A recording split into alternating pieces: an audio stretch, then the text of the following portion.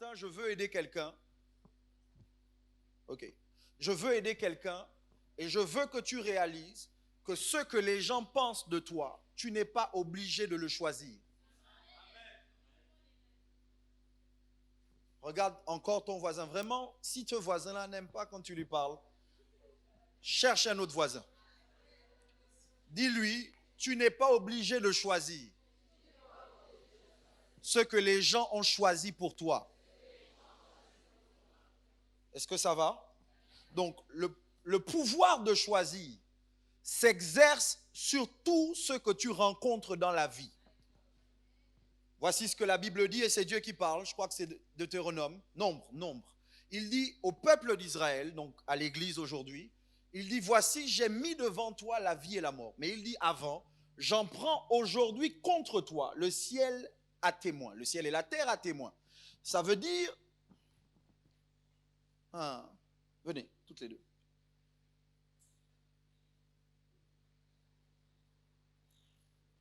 Dieu appelle à la barre les témoins. Qui a suivi Suits? Non, c'est bon, oui, suite. Voilà, en français, suite. En anglais, suits. Voilà, c'est costume normalement, voilà.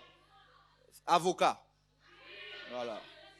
Harvey Spencer, je crois que c'est son nom. Harvey Spencer. Ok, donc, regardez. Harvey Specter. L'avocat, ok, appelle à la barre des témoins. Vous me suivez? Voici le ciel, voici la terre. Et Dieu appelle à la barre le ciel et la terre. Et il va dire au ciel et la terre, est-ce que vous étiez là quand j'ai dit à l'humain qu'il avait le pouvoir de choisir? Ils vont répondre oui. Ça veut dire que Dieu s'assure, avant de juger quelqu'un, d'avoir des témoins pour que personne ne puisse dire que Dieu est injuste. Dieu s'assure que ce qu'il veut faire avec toi, il est des témoins qui savent que Dieu ne peut pas être coupable. Un exemple. Quand tu vas te tenir devant Dieu et que tu vas dire à Dieu, tu ne m'as pas donné ce qu'il fallait pour réussir, Dieu va dire, attends, ciel et terre, venez à la barre et rendez témoignage de ce que vous avez vu et entendu. Quand toi tu vas dire à Dieu, tu n'étais pas de mon côté, parce que tu ne m'as pas donné le père, la mère, l'environnement qu'il fallait, Dieu va appeler le ciel et la terre pour dire c'est faux. Quelqu'un m'entend ce matin? Qu'est-ce que tu dis, évêque? Je suis en train de te dire que si tu échoues, c'est parce que tu l'auras choisi.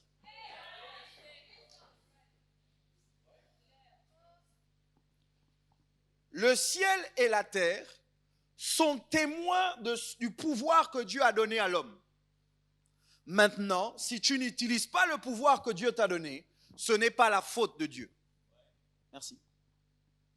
On peut acclamer le ciel et la terre.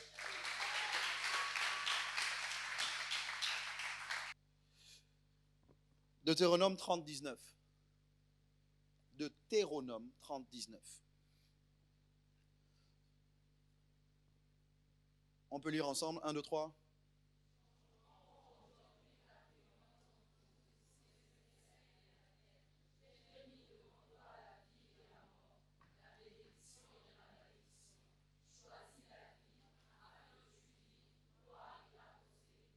D'accord, super. Donc suivez. Le texte reste là.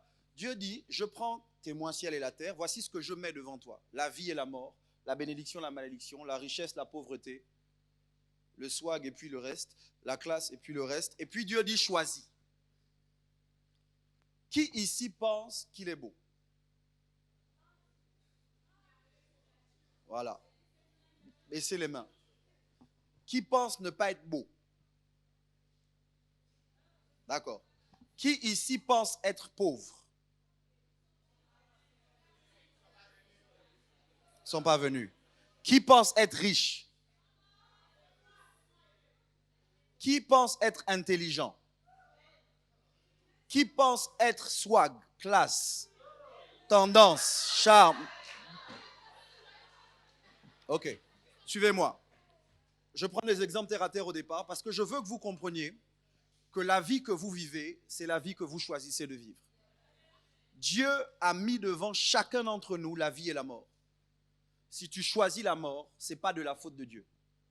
Ce ne sera pas de la faute de tes parents, ce ne sera pas la faute du Gabon, des enseignants que tu as eus ou de l'environnement dans lequel tu vis. Okay? Choisis la vie. De manière pratique, ça veut dire quoi? Ça veut dire qu'en réalité, en ce qui concerne la direction que tu vas donner à tes études, à ta vie, le travail que tu vas avoir, la personne que tu vas épouser, le pays dans lequel tu vas vivre, ce sera ton choix. Je plains encore plus aujourd'hui que par le passé les gens qui travaillent pour de l'argent. Je vais essayer de vous aider. On ne travaille pas pour l'argent. Pourquoi? Parce que si vous travaillez pour l'argent, vous risquerez de choisir un travail qui ne vous plaît pas mais qui paye bien. On vous a menti. L'école ne rend pas riche.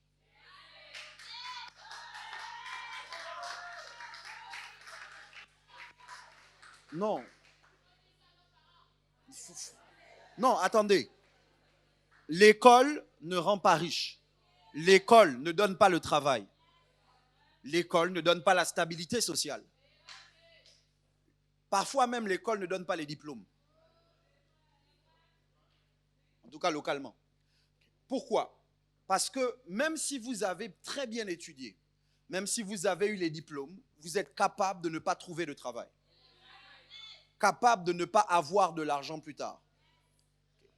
Écoutez-moi. L'argent ne doit pas être votre objectif de vie. Vous ne devez pas vivre pour l'argent.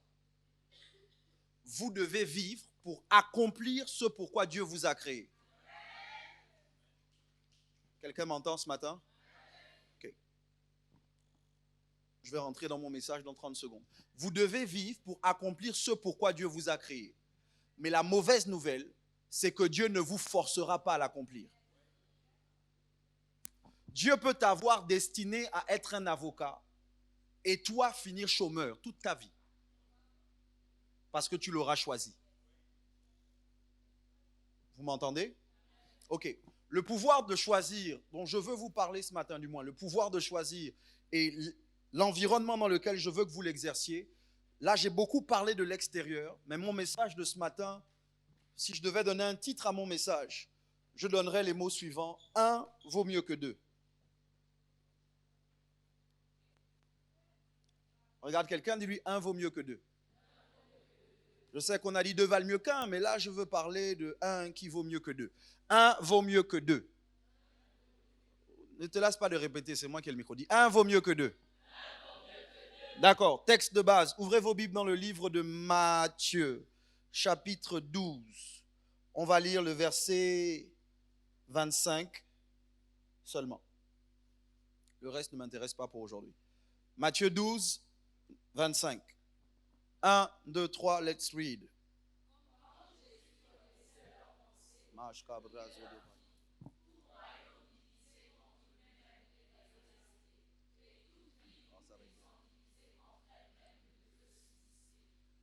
On va le relire une deuxième fois. 1, 2, 3.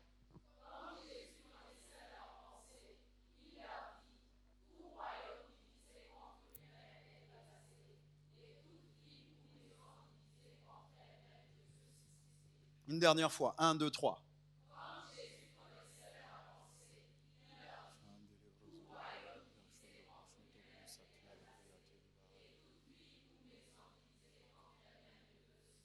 Ok. Venez, toutes les deux. Arrêtez-vous là. Tu dois choisir avec qui marcher et que tu as deux choix devant toi. Tu es obligé à un moment de dire je prends elle ou je prends celle-là. La plupart d'entre vous, suivez-moi, je vais quelque part. La plupart d'entre vous, si vous n'arrivez pas à vous décider, vous voulez marcher avec les deux. Suivez-moi. C'est pour ça que certains d'entre vous, vous êtes chrétiens, vous aimez vraiment Jésus, mais en même temps, vous aimez aussi le monde. Ce que j'appelle le monde, ce n'est pas les gens. Ce que j'appelle le monde, c'est la logique. Okay. Et tu as du mal à faire un choix, suivez-moi bien, parce que tu ne t'es pas décidé. Okay. Tant que les choses sont à l'extérieur de toi, tu as le sentiment que ce que tu n'arrives pas à choisir, c'est elle ou elle. Ce matin, je veux te dire qu'en réalité, le problème n'est pas extérieur à toi. Le problème est à l'intérieur de toi. Tu n'arrives pas à choisir à l'extérieur parce que tu n'as pas fait de choix à l'intérieur.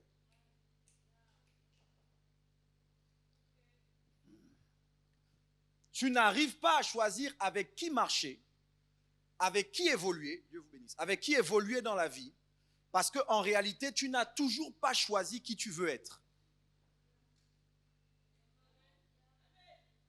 Tant que tu ne t'es pas décidé sur qui tu veux être, tu auras du mal à décider qui tu veux laisser.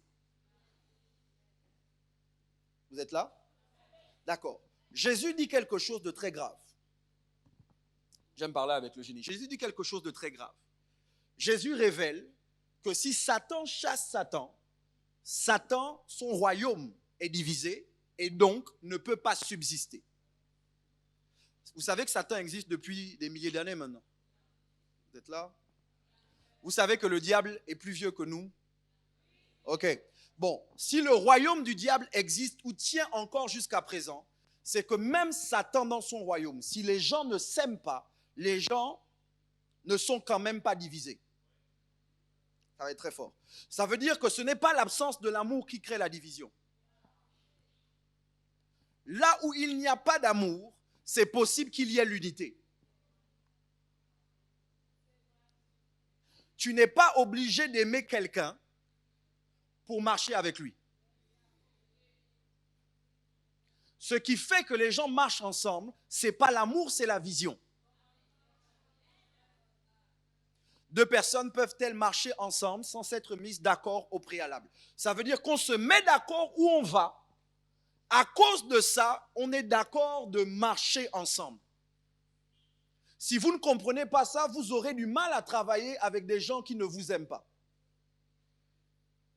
Du mal à vivre avec des gens qui ne vous aiment pas. Du mal à être dans une église avec des gens qui ne vous aiment pas. Tout le monde n'est pas obligé de t'aimer. Tu n'es pas obligé d'avoir l'amour des gens pour marcher avec eux. Mais vous devez vous mettre d'accord sur la vision. Où est-ce qu'on va ensemble? Est-ce que vous êtes là? Dans vos lieux de travail, pour ceux qui travaillent, vous savez très bien qu'il y a des gens qui ne vous aiment pas. À l'école, vous savez qu'il y a des gens qui ne vous aiment pas. Dans vos familles, vous savez qu'il y a des gens qui sont bizarres. Mais sauf que ce qui fait finalement qu'on continue à rester dans les familles, à marcher ensemble normalement, c'est pourquoi on est ensemble. Dans le lieu de travail, par exemple, lorsqu'on arrive dans une administration, il y a des gens, je me rends bien compte, qui ont des difficultés ensemble. Mais si le travail de l'un affecte le travail de l'autre et que les deux seront jugés, les deux sont obligés de se mettre d'accord sur le fait de travailler ensemble, même si elles ne sont pas amies. Le problème avec la plupart d'entre vous, et là je parle d'abord des plus jeunes, c'est que vous pensez encore aujourd'hui que les gens doivent être amis pour travailler ensemble. Et vous avez du mal à respecter les gens que vous n'aimez pas.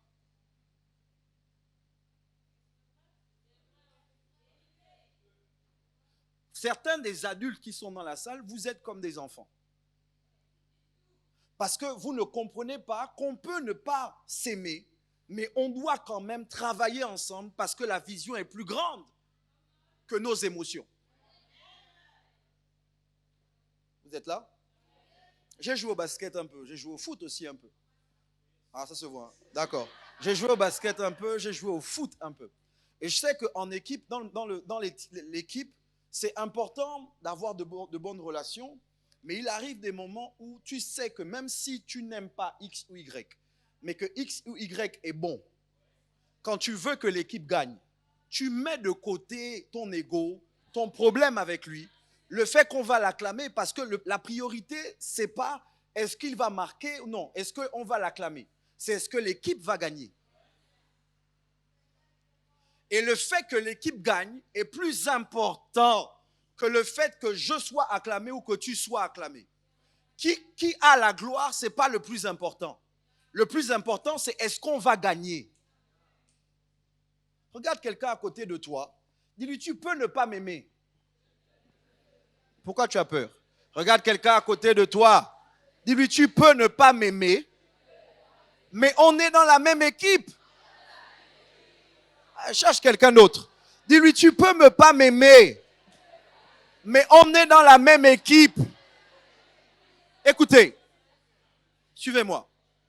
Si tu mets des bâtons dans les roues à quelqu'un qui est dans ton équipe, c'est ton équipe que tu sabotes.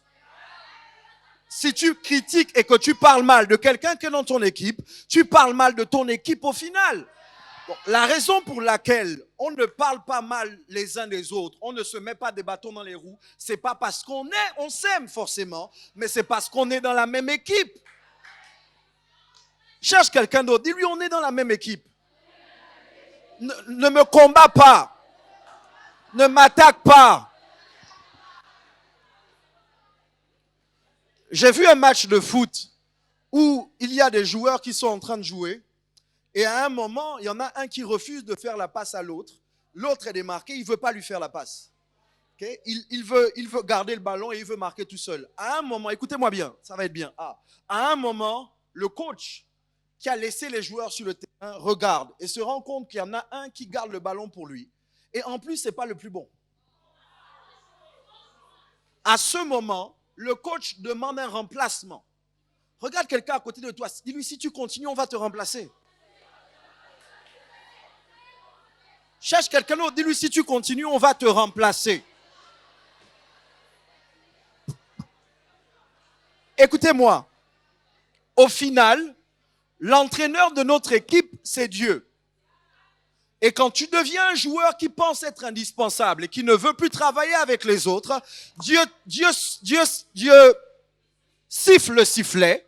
Finalement, remplacement, sortez-moi ce joueur. Voilà pourquoi certains d'entre vous, vos choses n'évoluent pas.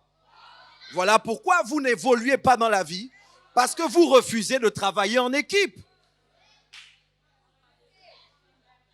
Ça n'a pas de sens qu'on soit dans la même église et que maintenant dans l'église, c'est toi qui attaques ton frère, c'est toi qui attaques ta soeur. Ça n'a pas de sens qu'on soit dans le même département et tu es toujours en train de boycotter le service. Ça n'a pas de sens.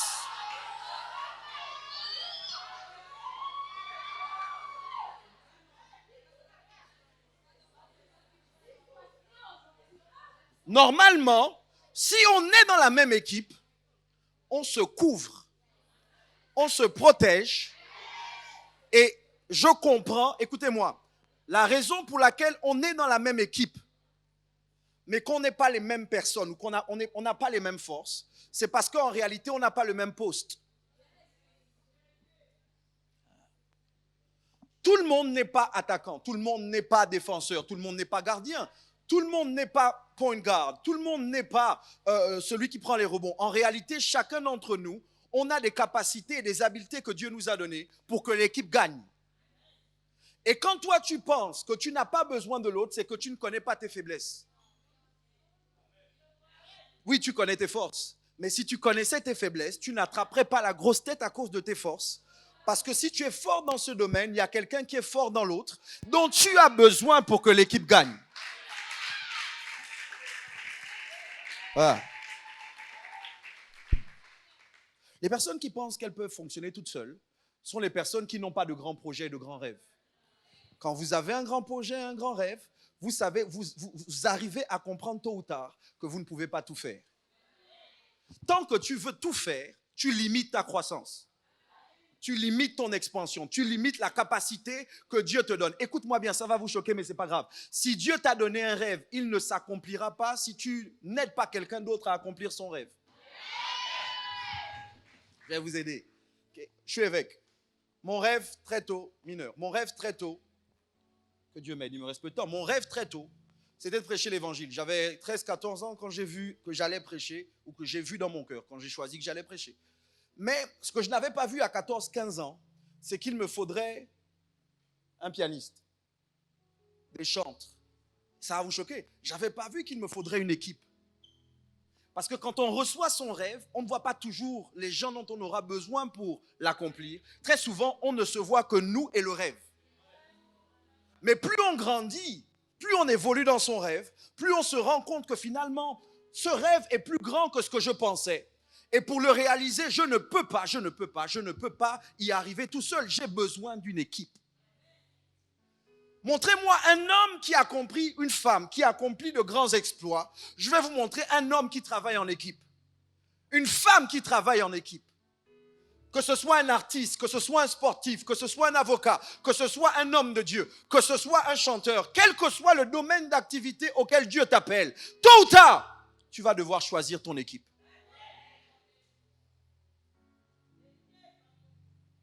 En ce moment, c'est moi qui ai le micro, mais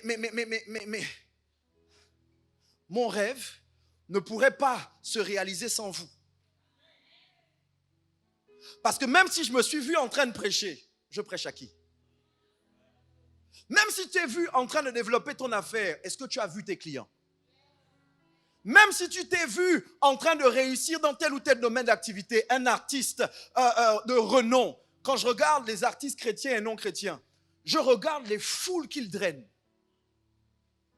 Le jour où un artiste décide de prendre un stade et la foule ne vient pas, l'artiste perd de l'argent, l'artiste est au tombage. C'est la folie de penser que tout seul tu peux y arriver. Et ce n'est pas mon message, mais c'est de la folie de penser que tout seul tu vas réussir. C'est un mensonge du diable. Et le pire, c'est que la personne que tu ne choisis pas, parce que tu te dis de toutes les façons, elle m'énerve. Peut-être c'est même elle. Peut-être c'est même lui. Voilà pourquoi je dis aux gens, ne vous faites pas des ennemis trop tôt. Écoute, quelqu'un peut ne pas t'aimer aujourd'hui, mais donne-lui du temps. Parfois, les gens qui ne t'aiment pas ne te connaissent pas. Et ils ne t'aiment pas parce qu'ils ne te connaissent. Oh, vous allez m'entendre ce midi. Je ne sais pas à qui je parle, mais je dis à quelqu'un, il ne faut pas que tu fasses d'un ennemi ton ennemi simplement parce qu'il ne t'aime pas. Parce que parfois, la personne qui ne t'aime pas, si toi, tu fermes ton cœur à cette personne, dans 1 an, dans 2 ans, dans 5 ans, dans 10 ans, quand Dieu voudra l'utiliser pour te bénir, pour t'emmener plus loin, parce que tu t'es fermé, tu ne pourras plus aller là où Dieu veut t'emmener, parce que tu auras fermé ton cœur à cet individu qui hier ne t'aimait pas. Il faut qu'on arrête de vous mentir. Je regarde tellement le statut de certains des gens qui sont à l'église, qui critiquent, qui crient. Et puis, certains, vous écrivez des choses qui n'ont pas de sens. Quelqu'un dit non, il faut connaître ta place. C'est pas grave si on me bloque. Il faut connaître ta place. D'abord, j'ai des gens que j'ai envoyés pour regarder les statuts des autres. Il faut connaître ta place. Et on dit non, que là, là où on te met ta place, là, il faut... Mais le problème, les amis, c'est que parfois, les gens ne connaissent pas ta place. Et parfois, toi-même, tu ne connais pas ta place. Le problème que j'ai avec la plupart des choses que vous lisez, que vous écoutez et que vous regardez sur Facebook aujourd'hui, c'est que toutes ces choses mettent en avant l'animosité des hommes, les relations humaines qui sont compliquées, et vous font perdre de vue que parfois, les gens sont juste ignorants. Ignorant.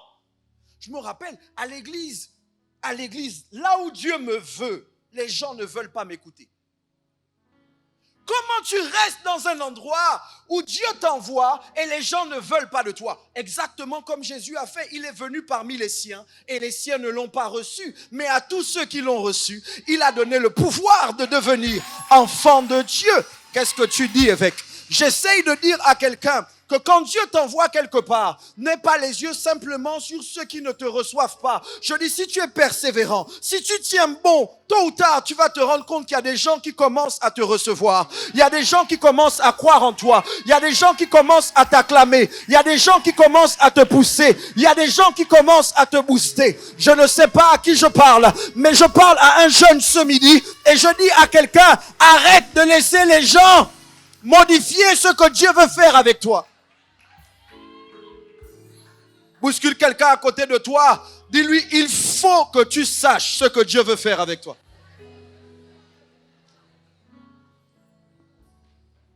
Trop de gens dans la société, toujours en train de parler des problèmes des gens, la vie des gens. T'as dit ton statut, et puis quelqu'un va mal parler en disant c'est mon statut, j'en fais ce que j'en fais. Oui, mais le problème c'est qu'on le lit. Parfois, certaines de nos folies, on ne doit pas les écrire. Certaines de nos émotions, on ne doit pas les mettre dehors. Il y a des moments où on t'énerve, ton évêque, ton pasteur, ton frère, ta soeur, tes parents t'ont énervé, ne les insulte pas. Va crier dans ta chambre. Il m'énerve, maman m'énerve, papa m'énerve, l'évêque m'énerve, les responsables m'énervent. Voilà, ils sont trop comme ça. Pourquoi? Parce que le problème, c'est que si ça vient aux oreilles de la personne que Dieu t'a donnée, elle peut se sentir blessée et se fermer. Parfois, ta folie, ta frustration, ta colère, ton animosité, crie dans ta douche, pas sur WhatsApp, pas sur Facebook. Je suis obligé de parler à cette génération qui aujourd'hui, est-ce que vous savez, à notre époque, il n'y avait pas de WhatsApp, il n'y avait pas de Facebook, il n'y avait pas d'Instagram. Voilà pourquoi nos relations étaient meilleures que les vôtres. Parce qu'aujourd'hui, dès que tu as un problème avec quelqu'un, c'est WhatsApp, c'est Facebook, c'est Instagram.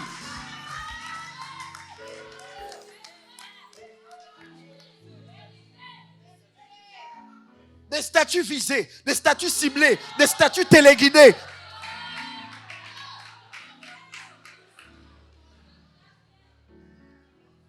À quel moment est-ce qu'on est devenu tellement préoccupé par les autres?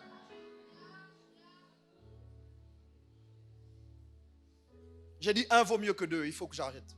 Un vaut mieux que deux. J'entends Jésus qui fait cette prière et c'est vraiment ça le nœud de mon message, mais le reste c'est vous qui m'avez provoqué. Jésus fait cette prière, il est à Gethsémané, Dieu aide-moi. Et pendant que Jésus est à Gethsémané en train de prier, il est seul, les disciples sont très loin, 3 et plus tard 8. À genoux, Jésus dit, Père, s'il est possible, que cette coupe s'éloigne de moi.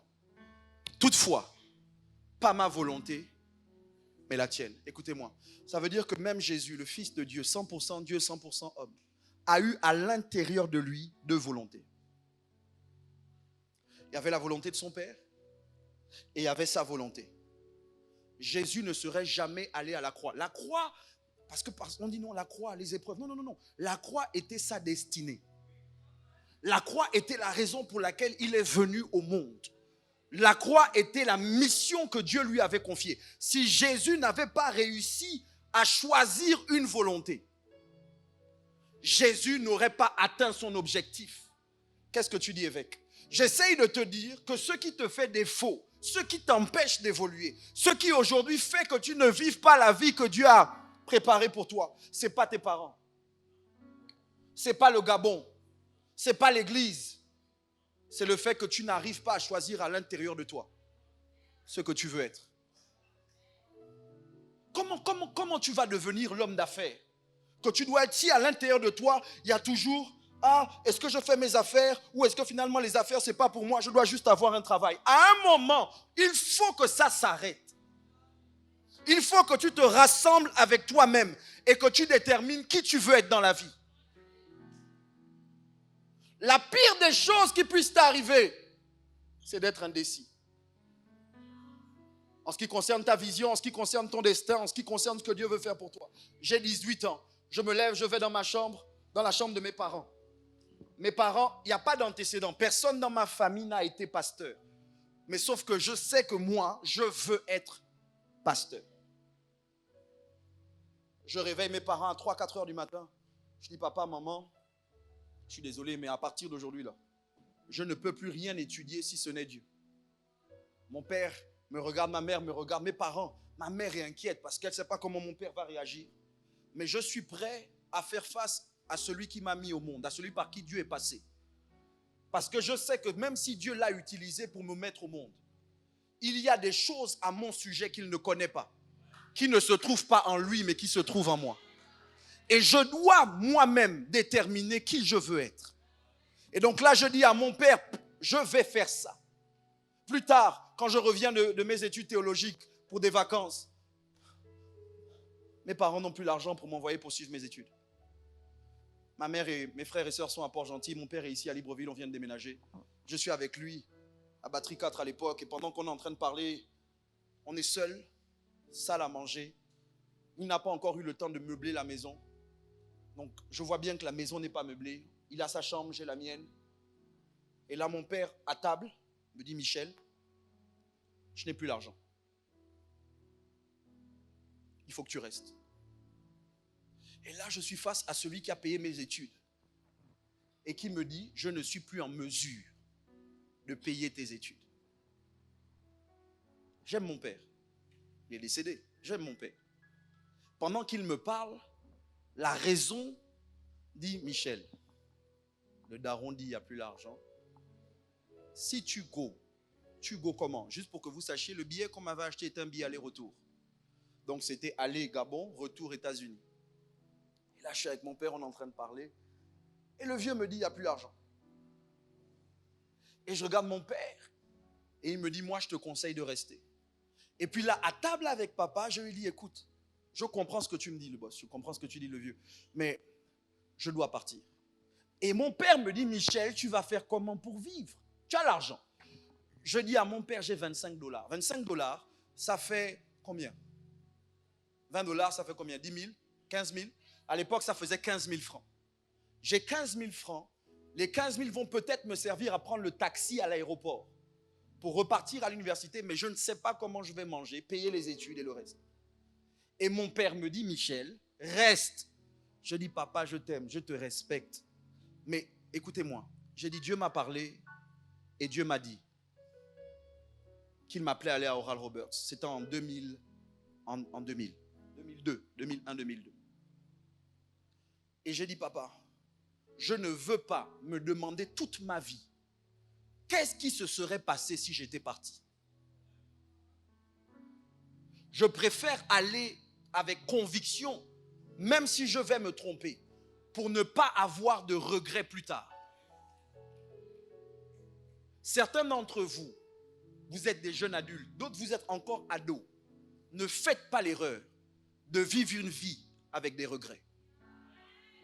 En vous demandant qu'est-ce qui se serait passé si j'avais cru en mes rêves. Qu'est-ce qui se serait passé si finalement j'avais fait cette filière? Qu'est-ce qui se serait passé si j'avais lancé mon affaire? Qu'est-ce qui se serait passé si j'étais allé à contre-courant? Tous les gens que vous voyez dans cette salle et qui réussissent quelque chose de significatif ont dû faire un choix. Beaucoup d'entre vous, vous ne voulez pas faire de choix. Vous voulez plaire à tout le monde.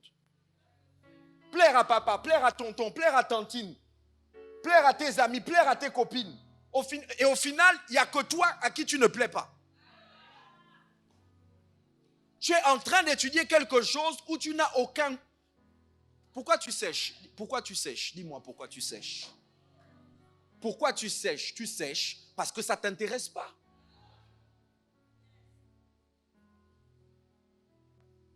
On doit parler à la jeunesse. On doit leur dire. On doit vous dire ce qui va vous faire réussir et qui va faire que vous n'ayez pas la vie qu'on a eue. Certains d'entre vous, c'est maintenant que vous devriez commencer vos affaires. Pour que vous n'atteigniez pas 40 ans en train de dire: je fais comment? De chercher un boulot pour finalement à la retraite dire: bon, maintenant ton enfant qui t'a mis au monde, c'est lui qui doit payer ton loyer.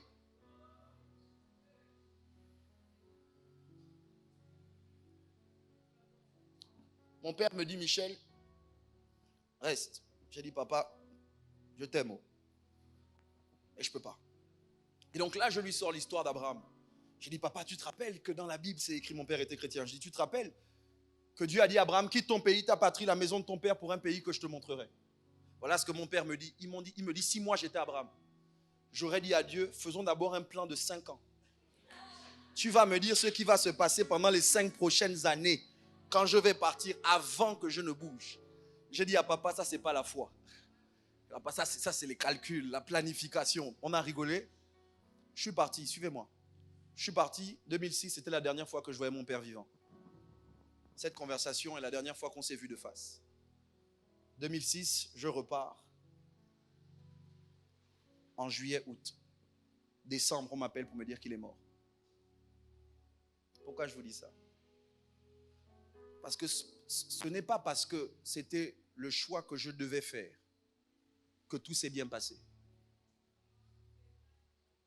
Sur le chemin de ma destinée, en faisant le choix que je savais que je devais faire, j'ai perdu mon père.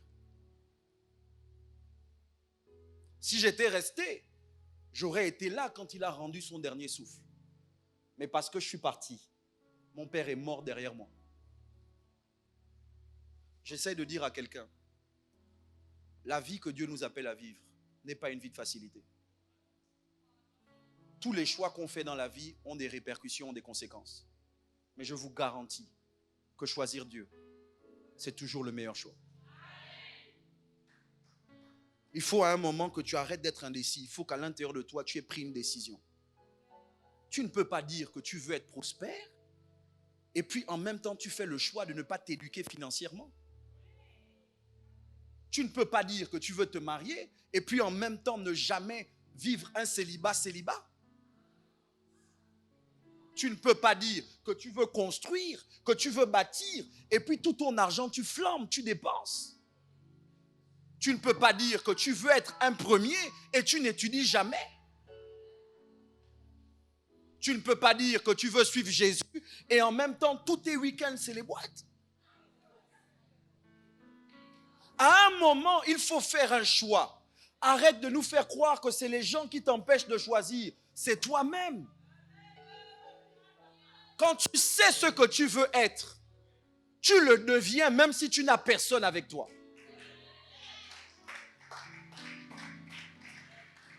Regarde quelqu'un à côté de toi. Dis-lui, qui veux-tu être? Cherche quelqu'un d'autre à côté de toi. Demande-lui, qui veux-tu être? Veux-tu être?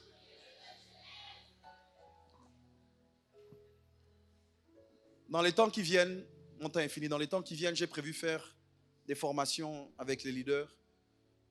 Je veux vous donner les moyens. Je veux qu'on vous donne les moyens de réussir. Qu'est-ce qu'on va faire? Au-delà de la partie spirituelle, esprit, prière en langue, on va mettre en place des systèmes pour vous permettre d'être des hommes d'affaires, des femmes d'affaires. On va faire venir les gens au milieu de nous qui réussissent et en dehors de ce lieu pour vous inspirer. On va vous aider maintenant à économiser, à épargner, à planifier. On va vous aider maintenant à changer vos familles. Ça ne vous énerve pas? Non, vous, ça ne vous fait rien. Moi, ça me gaze quand je vois un gars de 20 ans, 25 ans. Le gars, c'est lui qui a fait Facebook. Nous tous, on est sur Facebook. Au point que c'est maintenant là-bas que tu vas mettre ta vie. Et puis lui, l'argent rentre. Il y a des gens, vous êtes là, vous êtes des consommateurs éternels. Dépensez, dépensez, dépensez, dépensez. J'arrive aux États-Unis, j'ai terminé, je vais faire un appel. J'arrive aux États-Unis, j'ai 21 ans. Mon roommate, donc mon partenaire de chambre, a 17 ans et il se marie l'année prochaine. Non, attendez. Quand je vois le gars, 17 ans, bon, déjà les Américains sont différents de nous, mais 17 ans, on est à l'école, pendant que je suis donc dans la chambre, à un moment le gars me dit, il va travailler. Il travaille depuis l'âge de 15 ans. 17 ans, le gars me dit, il veut se marier. Il a déjà choisi sa femme. Il sait qu'il veut épouser.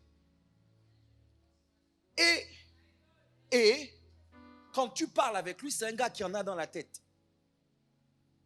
Quand moi je le vois, je le minimise. Authentique, je l'ai méprisé. J'ai dit, regarde-moi un gamin comme ça, il veut se marier, il ne connaît rien à la vie. C'est eux après, ils vont divorcer. Le gars n'a pas divorcé.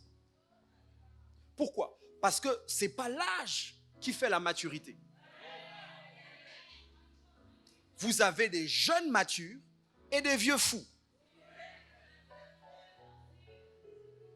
Vous avez des jeunes à 25 ans. Ils savent ce qu'ils veulent faire, qui ils vont être et où ils vont. Pendant que vous avez des vieux cocos de 40 ans. Regarde quelqu'un, menace quelqu'un à côté de toi. Dis-lui mature, grandis. Dis-lui arrête de prendre pour excuse ton âge.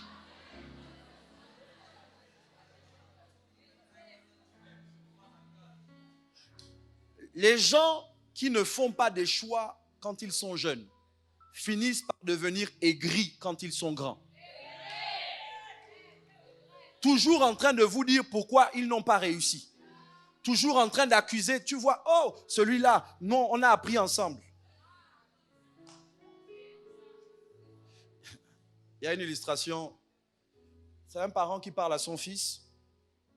Et il dit à son fils, Mark Zuckerberg, il n'est pas de ta génération.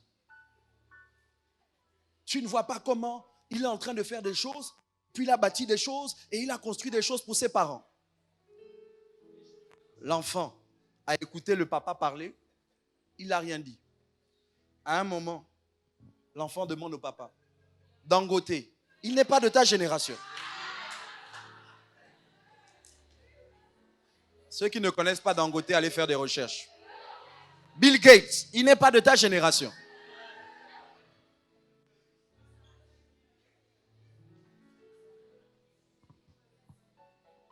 Moi, je rêve que l'église centrale soit une église qui produise des hommes et des femmes à succès. Tu es là ce matin et tu n'as jamais fait le choix de donner ta vie à Jésus publiquement. Tu crois en Dieu dans ton cœur, mais en même temps, tu aimes la vie. Et pendant longtemps, tu as dit, ce n'est pas le moment, quand je serai plus vieux. Je finis d'abord avec l'ego, je finis avec les gars, je finis avec le groove. Quand j'ai fini avec ça, maintenant, on va aller à l'église. Sauf que tu connais des jeunes de ton âge qui sont morts. Donc si tu as envie, c'est parce que Dieu te fait grâce.